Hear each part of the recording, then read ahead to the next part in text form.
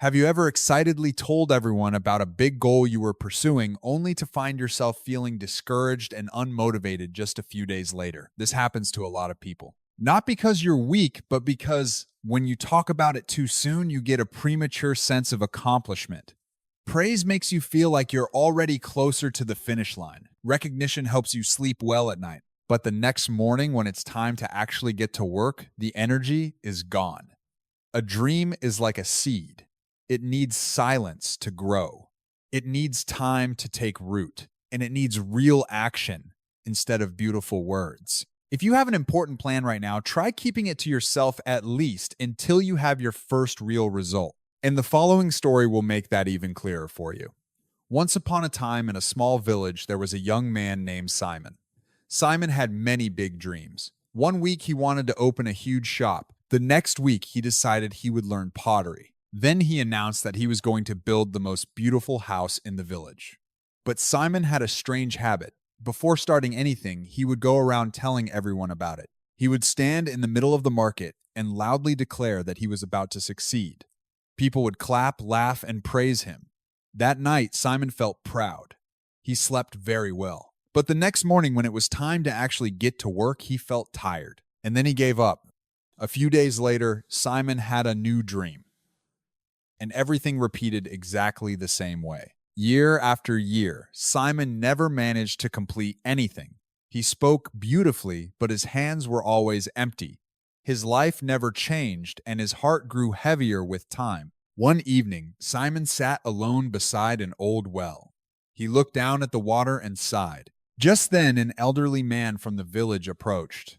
He lived simply, spoke little, and was deeply respected by everyone. The old man sat down next to Simon and gently asked, "My son, why are you so sad?" Simon was silent for a moment, then said, "I have so many dreams, but I never finish anything. I don't understand where I'm going wrong." The old man nodded slowly. "When you have a new idea, what do you do first?" Simon answered immediately. "I tell everyone about it. I want them to be proud of me." The old man smiled. "Tomorrow, come see me in my small garden." The next morning, Simon arrived at the small garden as promised. The old man was already there, waiting in silence. In his hands, he held 2 seeds. He gave one seed to Simon and said, "Bury this seed in the ground." Simon dug a small hole, placed the seed inside, and covered it with soil.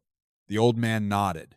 Then he lifted the second seed high into the air and called out to the children playing nearby, "Look, I have a seed. Before long, it will grow into a beautiful tree." The children clapped and laughed happily. Then the old man placed the seed on a rock and left it there. In the days that followed, he watered only the seed that had been buried in the soil. He said nothing more. Simon visited often. And then something small began to appear. A tiny green sprout pushed its way up through the earth. Week after week, the green sprout kept growing. Its roots reached deeper into the soil. Its stem grew stronger each day. Meanwhile, the seed left on the rock remained still. The sun dried it out. The wind blew away tiny pieces of it.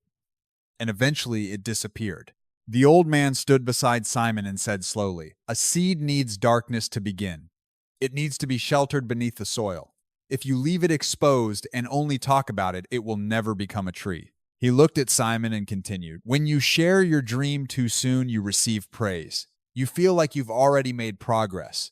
Your mind believes the work is done, and so the fire of action inside you slowly fades." Simon stood there in silence. He was beginning to understand what had been happening all those years. That night, Simon returned home with many thoughts on his mind. He no longer blamed himself. He simply decided to do things differently. This time, he chose a small goal to make a simple wooden chair. He didn't tell anyone. No announcements, no seeking praise. Every afternoon after work, he quietly sat in his usual corner and began sawing the wood. Some days he felt inspired. Some days he felt tired.